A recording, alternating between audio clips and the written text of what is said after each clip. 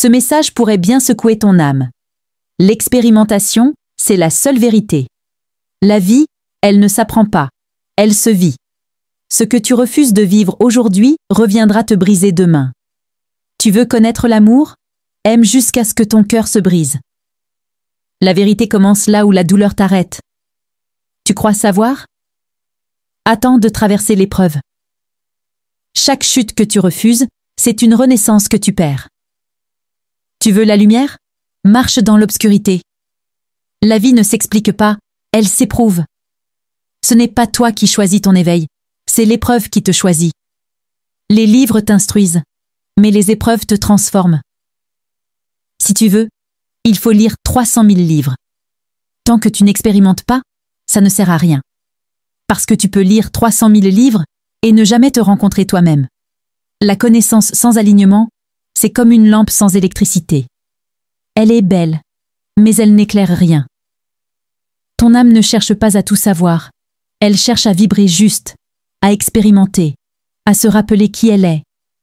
Et tant que tu n'es pas aligné avec elle, même les plus grands savoirs restent muets. Comme le disait Gurdjieff, la connaissance qui ne se transforme pas en action est un poison pour l'esprit. Ce n'est pas ce que tu lis qui t'élève, c'est ce que tu incarnes. L'âme ne vient pas te réconforter, elle vient t'éveiller. Tout ce que tu fuis finit par te posséder.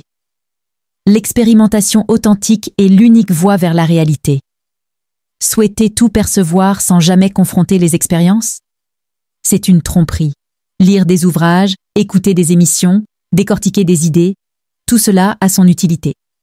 Mais sans mise en œuvre concrète, sans passage à l'action réelle, cette connaissance devient comme une graine jamais plantée, pleine de potentiel, mais totalement stérile. Tu peux passer des années à analyser la structure d'un arbre, à étudier ses racines, à mesurer la densité de sa sève, mais tant que tu ne plantes pas une graine, tu ne connaîtras jamais la forêt de l'intérieur. C'est la différence entre le savoir et la sagesse. Le savoir lit, la sagesse agit.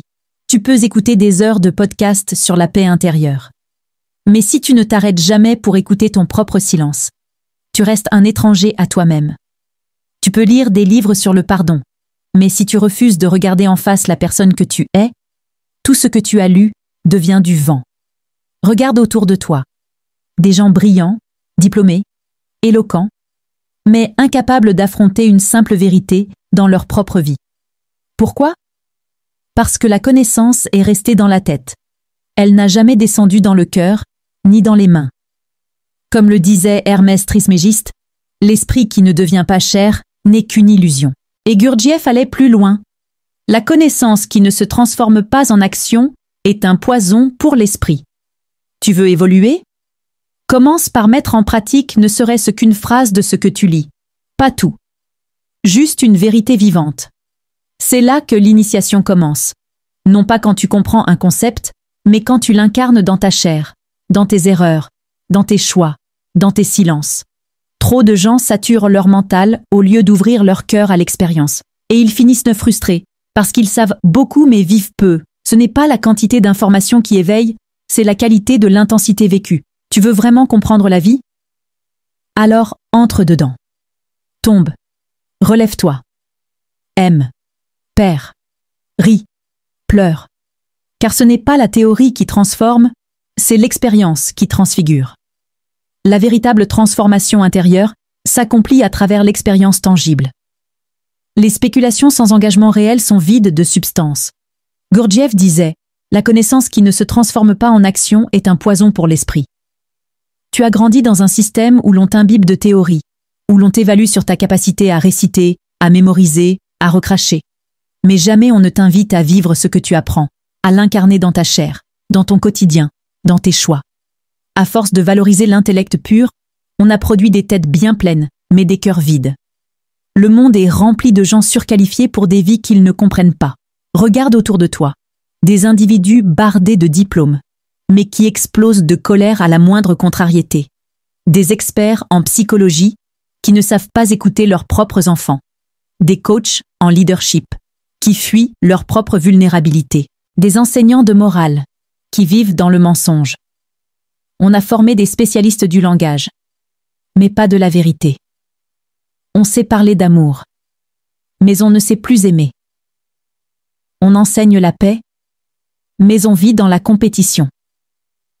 Comme disait Jiddu Krishnamurti, ce n'est pas un signe de bonne santé mentale d'être bien adapté à une société profondément malade. Ce système t'a conditionné à croire que plus tu sais, plus tu vaux. Mais le savoir sans conscience, c'est comme donner une arme à un enfant.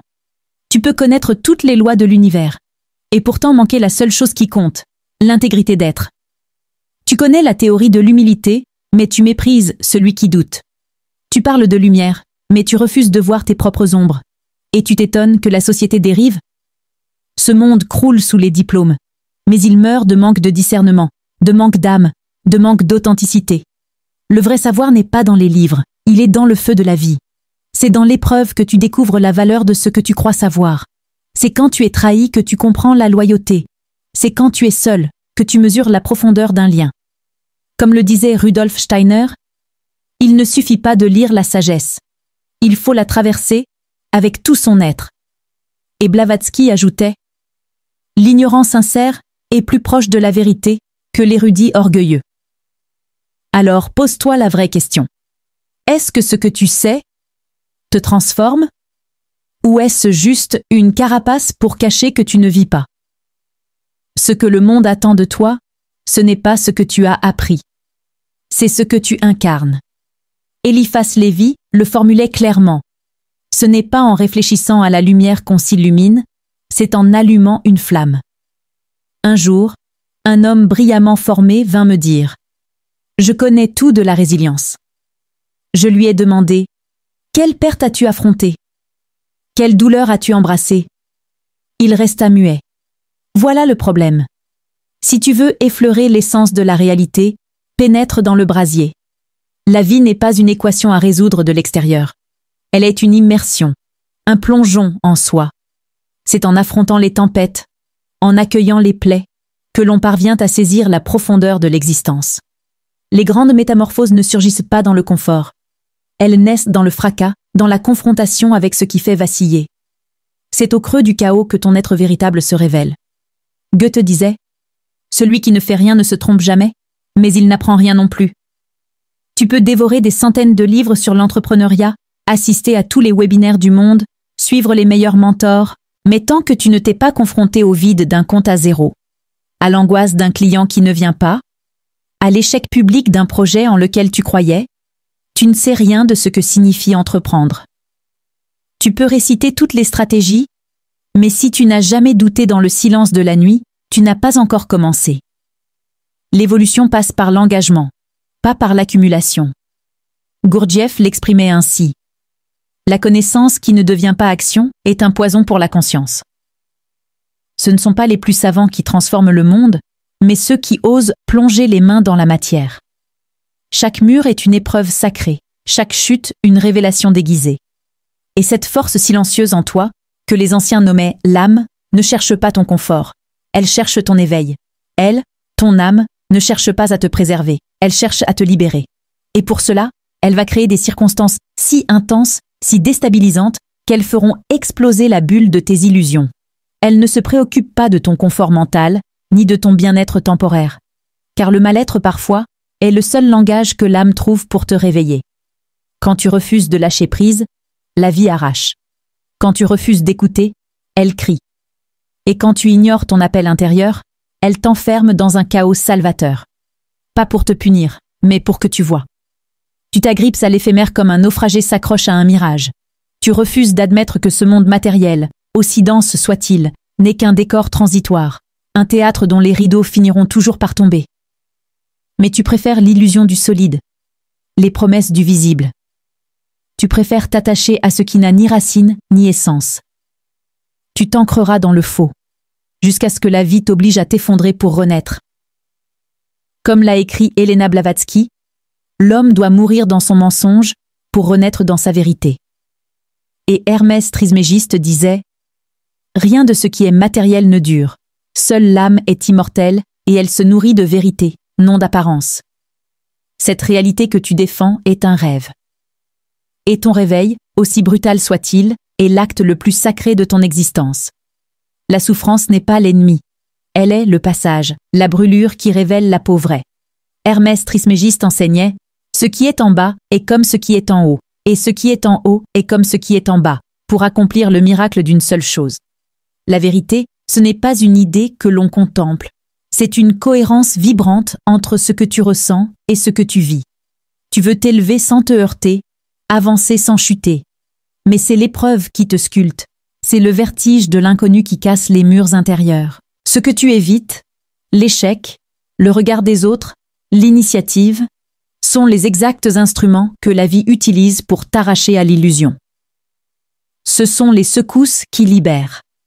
Rudolf Steiner soulignait « Ce que l'homme expérimente à travers les épreuves est la base de sa transformation intérieure. » Épictète l'affirmait « L'homme se dévoile véritablement lorsqu'il est confronté aux défis, non lorsqu'il repose dans la sécurité. » Tu veux comprendre la peur? Alors marche vers elle, ne la contourne pas. Expose-toi là où ton souffle devient court, là où ton contrôle se dissout. Ce n'est qu'au bord du précipice que tu découvriras si tes ailes sont réelles ou seulement imaginées. Le courage n'existe pas en dehors du danger. Tu veux goûter à la vraie abondance? Alors perds tout ce que tu crois posséder. Perds l'argent, le confort, les repères, et regarde si ton cœur continue de battre avec foi. L'abondance, la vraie, ne commence que là où la peur du manque s'arrête. Tu veux sentir l'amour dans sa forme la plus nue, la plus vibrante? Alors aime sans garantie, sans armure, sans attendre de retour. Aime jusqu'à l'extase et jusqu'à la fracture. Car ce n'est que dans l'effondrement de l'ego que l'âme peut enfin aimer sans condition. C'est lorsque tout s'écroule que le réel émerge. Quand il ne reste plus rien de ce que tu croyais être, ce qui persiste, ce noyau silencieux et vibrant, c'est toi. Pas celui façonné par la société, mais celui que le feu n'a pas pu consumer. Comme le disait Gurdjieff, il faut brûler pour devenir réel. Et Manly Pioli écrivait « L'âme ne te demande pas de réussir, elle te demande de te dépouiller jusqu'à la vérité. » Tu crois vouloir des réponses, mais ce que tu cherches, c'est une rencontre avec toi-même. Et cette rencontre, elle ne se fait jamais dans le confort. Elle se fait dans l'effondrement, dans la nudité de l'être, dans la traversée du feu. Et là, dans les débris de toi-même, tu comprendras ce qu'est aimer. Parce que ce qui restera, ce sera toi, nu, mais authentique. Elena Blavatsky déclarait « C'est à travers les pertes, les douleurs et les épreuves que l'âme retrouve sa mémoire originelle. » Manly Pioli renchérissait « L'univers arrache les illusions à ceux qui souhaitent grandir. Il ne les caresse pas, il les dépouille. Tout ce que tu fuis devient ton geôlier. Les blessures non regardées, les peurs enterrées, les vérités évitées, finissent toujours par se dresser devant toi sous une forme plus brutale. Tu crois gagner du temps en évitant. Mais chaque fuite creuse un piège dans ton inconscient. L'existence, ce n'est pas un cours magistral, c'est un couloir étroit, plein de virages, de chutes, d'obscurité. Et plus tu avances, plus la lumière devient rare, mais réelle. Ce chemin-là ne pardonne pas, mais il délivre. Si vous aviez des questions, posez-les, je réponds uniquement aux commentaires pertinents.